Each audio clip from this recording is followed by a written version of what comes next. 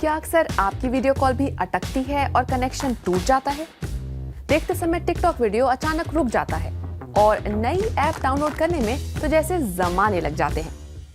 आज जानिए कि मोबाइल इंटरनेट इतना धीमा क्यों हो जाता है और साथ ही देखिए ऐसे 5 तरीके जिनसे आपका इंटरनेट कनेक्शन तेज हो सकता है। इंटरनेट स्पीड कम होने के कई कारण हैं। शायद आपके पास 4G या 3G कनेक्शन होगा। 3G third generation mobile technology है, यानी 4G LTE से पहले की तकनीक। दोनों में सबसे बड़ा फर्क है कि 3G पर 1 सेकेंड में ज्यादा से ज्यादा 42.2 मिलियन बिट्स ट्रांसमिट हो सकते हैं, जबकि 4G में यही ट्रांसमिशन दर 1000 Mbps तक हो सकती है। हुई ना काफी तेज?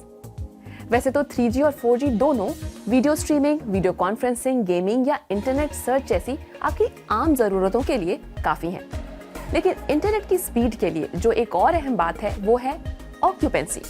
आइए इसे समझते हैं। मान लिया कि आप 50 Mbps का LTE इंटरनेट पैक खरीदते हैं और आपके इलाके में ट्रांसमिशन एरियल वाकई 50 Mbps दे भी रहा है।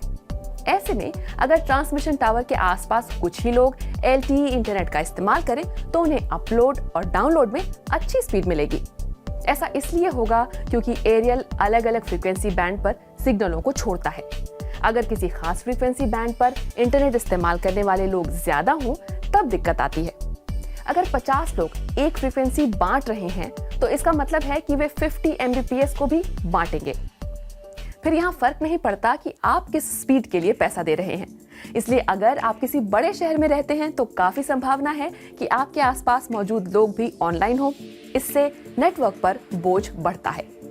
लेकिन इसका ये मतलब नहीं कि गांव इलाके में कुछ हालात बेहतर होंगे। जी नहीं, वहां ट्रांसमिशन टावर ही कम होते हैं और टावर से जितनी दूर जाएंगे उतना ही खराब कनेक्शन मिलेगा।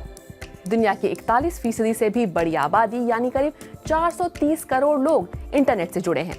सबसे ज्यादा इंटरनेट यूजर्स वाले देश हैं चीन, भारत और अमेरिका। ये आंकड़े लगातार बढ़ रहे हैं। जैसे कि भारत में अगले 1-2 सालों में ही करीब 80 करोड़ लोग इंटरनेट से जुड़ जाएंगे। लेकिन इसके साथ ही IoT यानी इंटरनेट ऑफ थिंग्स से जुड़ी ज्यादा से ज्यादा चीजें हमारी जिंदगी में जुड़ती जाएंगी। आज की मोबाइल रेडियो टेक्नोलॉजी जब भविष्य में अपनी सीमा तक पहुंच जाएगी तो क्या हमें और कम इंटरनेट स्पीड मिलेगी? शायद नहीं, जिसकी वजह है 5th जनरेशन।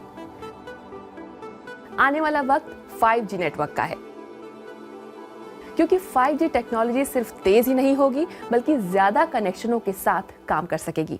इसके साथ ही 5G का सिग्नल रन टाइम भी LTE से कहीं कम होगा और तब हमारे इंटरनेट की स्पीड, वाह क्या ही कहने।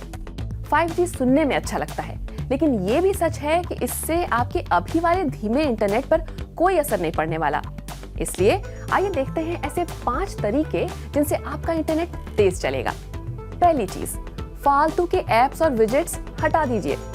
एप्स और विजेट्स आमतौर पर बहुत ज्यादा डेटा नहीं खाते, लेकिन फेसबुक जैसे कुछ ऐप डेटा के भूखे हैं। आपके पास जितनी भी बैंडविड्थ होती है, इस तरह के भारी ऐप बैकग्राउंड में उसका इस्तेमाल करके खुद को अपडेट करते रहते हैं। तो आप ऐसा करें कि सेटिंग्स में जाकर ऑटोमेटिक अपडेट और रिफ्रेश का ऑप्शन बंद कर दें।